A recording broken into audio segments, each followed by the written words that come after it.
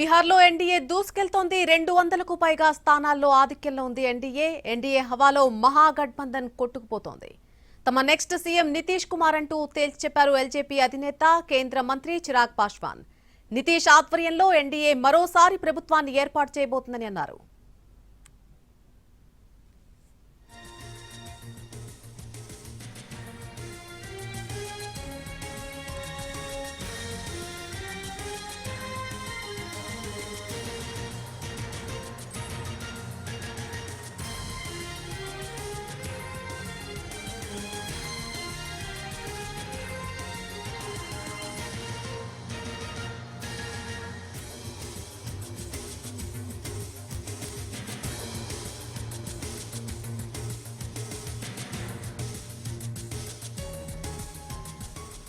ఇక ఆర్జేడీ నేత తేజస్వి యాదవ్ హ్యాట్రిక్ కొట్టారు. రాఘవపూర్ నుంచి మూడోసారి ఆయన గెలుపొందారు. పార్టీల పరంగా మనం చూస్తే బీజేపీ 95 స్థానాల్లో ఆధిక్యంలో ఉంది.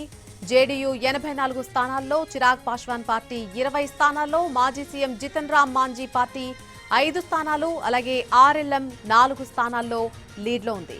ఇటు మహాగఠబంధన్ విషయానికి వస్తే ఆర్జేడీ 25 స్థానాల్లో ఆధిక్యంలో ఉండగా కాంగ్రెస్ 2 చోట్ల లీడ్లో కనిపించింది. కిషన్ గంజ్, బగల్పూర్ లో కాంగ్రెస్ అభ్యర్థులు లీడ్లో కనిపించారు. ఇక హైదరాబాద్ పార్టీ ఎంఐఎం మరోసారి సీమాంచల్లో తన పట్టు నిలబెట్టుకునే ప్రయత్నం చేస్తుంది. మొత్తంగా ఈ ప్రాంతంలో 29 అసెంబ్లీ స్థానాలుండగా మజ్లిస్ పార్టీ 24 చోట్ల పోటీ చేసింది. ప్రస్తుతం 6 స్థానాల్లో లీడ్లో ఉంది.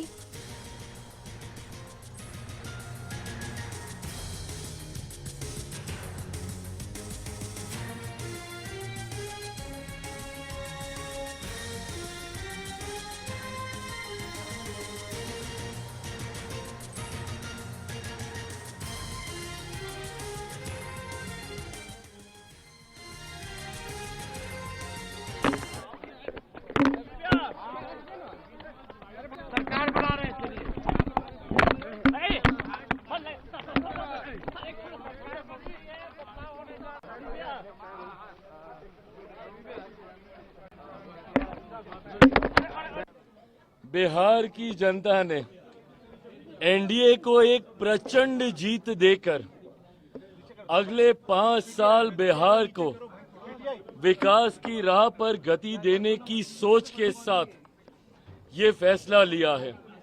मैं ये मानता हूं और मैंने हमेशा कहा है कि बिहार और बिहारियों में वो बुद्धि है, वो क्षमता है कि सही समय पर सही फैसला लेते हैं। ये एक लंबे समय के बाद बिहार में डबल इंजन की सरकार को मजबूती देने का एक ऐसा लम्हा आया जहां एक तरफ मेरे प्रधानमंत्री नरेंद्र मोदी जी की सोच तो वहीं मुख्यमंत्री नीतीश कुमार जी के अनुभव का गठजोड़ अगले 5 साल मजबूती से बिहार को विकास की राह पर आगे लेकर जाने का काम करेगा। ऐसे में बिहार की जनता ने एक मजबूत ऐतिहासिक फैसला लेते हुए जो विश्वास इस डबल इंजन की सरकार हमारे एनडीए के गठबंधन पर जताने का काम किया है, मुझे लगता है कि इस एक जवाब ने कई सवालों के ऊपर पूर्ण विराम लगाने का काम किया।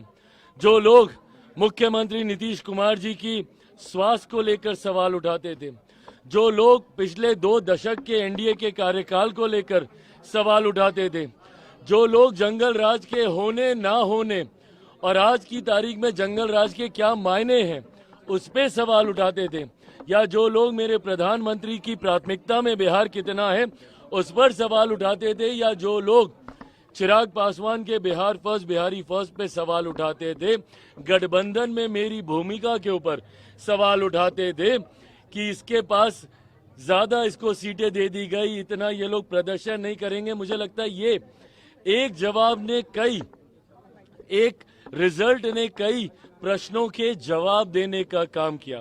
पर मैं मानता हूं कि अब यहीं से जहां एक तरफ मैं बिहार की जनता का धन्यवाद करता हूं, तो ये कतई संभव मेरे प्रधानमंत्री नरेंद्र मोदी जी के बिना नहीं हो सकता था। जिस तरीके से प्रधानमंत्री ने पिछले साल सवा साल में जब से तीसरी बार केंद्र में हमारी सरकार बनी है तब से लेकर अभी तक जिस तरीके से उन्होंने निरंतरता में बिहार आकर बिहारियों को प्राथमिकता में रखकर लाखों करोड़ों की परियोजनाओं को धरातल पर उतारने का काम किया और जिस तरीके से मुख्यमंत्री नीतीश कुमार जी के नेतृत्व में उन तमाम योजनाओं को धरातल पर उतारा गया। अगर मैं मेरे प्रधानमंत्री के शब्दों में कहूं तो नरेंद्र और नीतीश इस जोड़ी ने एक अपना कमाल करके दिखाया है और मैं ये मानता हूं कि ये हमारे गठबंधन की ताकत है। शुरू से मैंने कहा था कि पांचों दलों का ये गठबंधन एक विनिंग कॉम्बिनेशन है, एक विनिंग अलायंस है। मैंने ये भी कहा था कि 2020 में भी अगर हम लोग एकजुट होते, अगर ये यूनाइटेड एनडीए 2020 में भी होता तो भी हम लोग इतना ही शानदार प्रदर्शन करते। पर आज एक तरफ जहां यूनाइटेड एनडीए की ताकत देखने को मिली तो वहीं राजद जो पिछले 5 साल से अहंकार की पार्टी बना हुआ था और अहंकार की परिकाष्ठा देखिए कि अभी जनादेश आया नहीं है और 18 तारीख को हम शपथ लेंगे। जनादेश को भी पार करते हुए महत्वाकांक्षाएं जब आपका अहंकार का रूप ले लेती हैं तो परिणाम यही होता है। ऐसे में जो लोग समझ रहे थे इतने समय से कि सबसे बड़ी पार्टी वो है, मैंने उस वक्त भी कहा था कि अगर कोई मुझ पे ये इल्जाम लगाता है कि मेरी वजह से जदयू हारी तो जीता कौन? राष्ट्रीय जनता दल जीती थी। वो अपनी काबिलियत पे नहीं जीती थी, वो एनडीए के बिखराव की वजह से जीती थी। उस वक्त भी मैंने कहा था कि अगर हम लोग यूनाइटेड होते तो 25 सीटें on record, I have said this, कि 25 सीटें राजद पार नहीं कर पाती और आज कमोवेश वही परिणाम देखने को मिले हैं।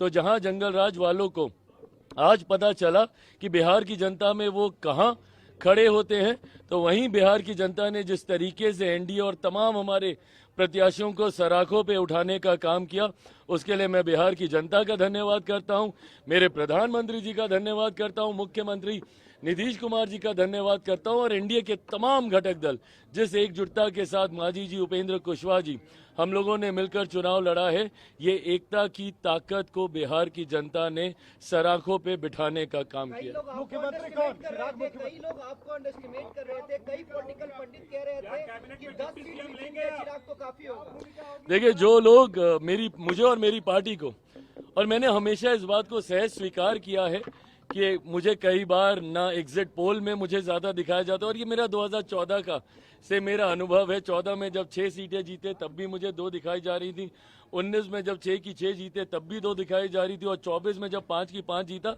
तब भी मात्र 1 सीट दिखाई जा रही थी। तो ऐसे में इस बार भी बिना एग्जिट पोल पे कोई भी उंगली उठाए हुए, क्योंकि वो अपना सर्वे करते हैं, बट मेरा विश्वास मेरी मेहनत पर है, ना किसी के सर्वे पर। मैं शुरू से मैं कॉन्फिडेंट था कि हम लोग का प्रदर्शन अच्छा रहेगा।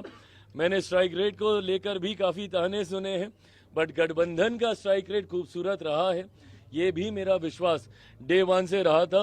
तो मुझे लगता है कि जिन लोगों ने कम आंकने की गलती की, मुझे लगता है कहीं ना कहीं उनको जवाब जनता ने दिया। मुख्यमंत्री नीतीश कुमार जी एक बार फिर से मुख्यमंत्री बनेंगे, ये मेरा पूरा विश्वास।